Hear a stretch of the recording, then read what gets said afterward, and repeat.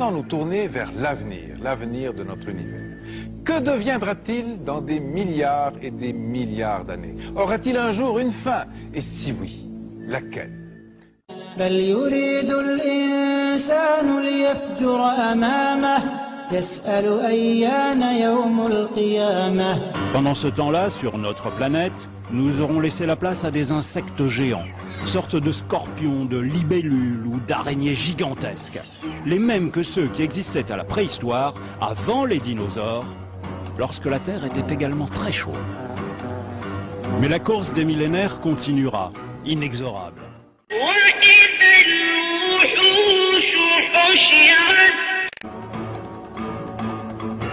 4 milliards d'années dans l'avenir, la Terre sera devenue un enfer totalement inhabitable, plusieurs milliers de degrés.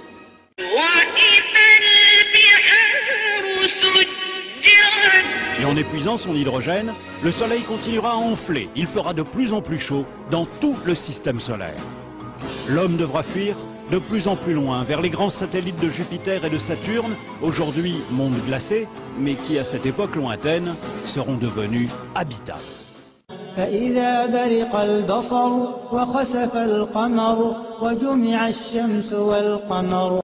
الشمس والقمر يقول الإنسان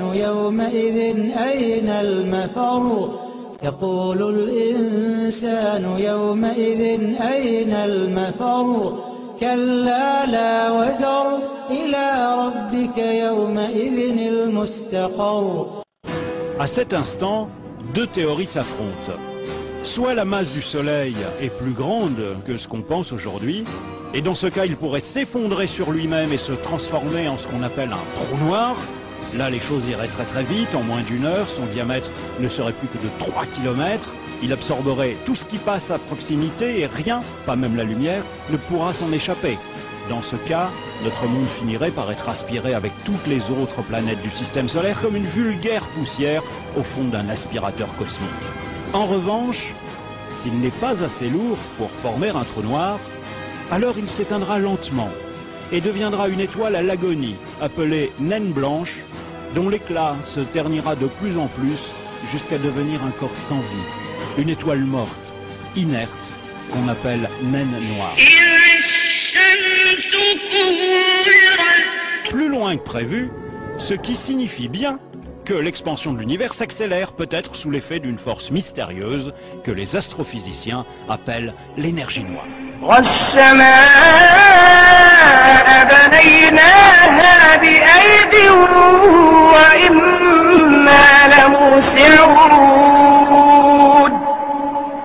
Et dans ces galaxies, tout comme notre propre Soleil, les étoiles vont progressivement s'éteindre, une à une, se transformant selon leur masse en naines noires, en géantes rouges, en étoiles à neutrons, et pour les plus massives, au moins la moitié d'entre elles, en trous noirs. Mais allons toujours plus loin dans l'avenir. Nous voici 100 000 milliards d'années après le Big Bang. Dans notre Voie lactée et les autres galaxies, il n'y a presque plus que des étoiles mortes, des naines noires ou des trous noirs.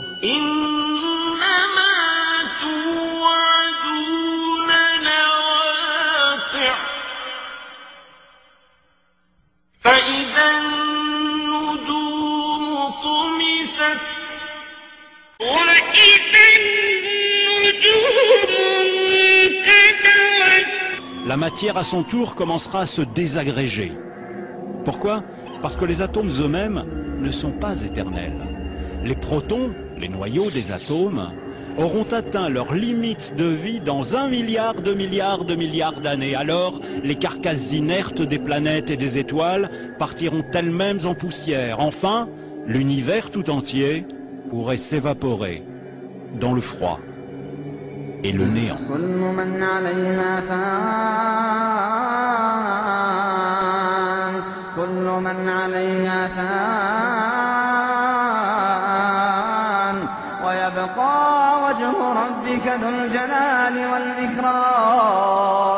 فبأي آلاء ربكما تكذبان